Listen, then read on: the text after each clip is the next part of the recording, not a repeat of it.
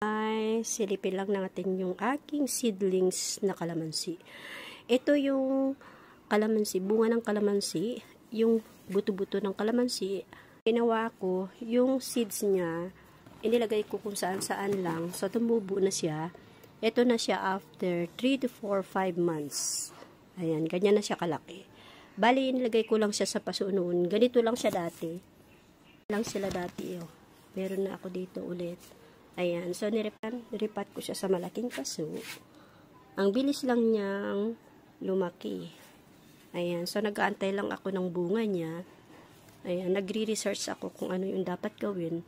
Ang dapat daw gawin pala ay dapat ilagay mo ito sa sunset ng 8 hours.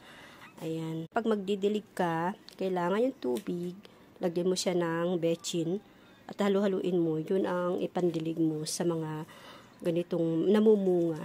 Ayan. Ko kayo after may bunga na siya. Pag namulaklak na ito, ayan, i-video ko ulit.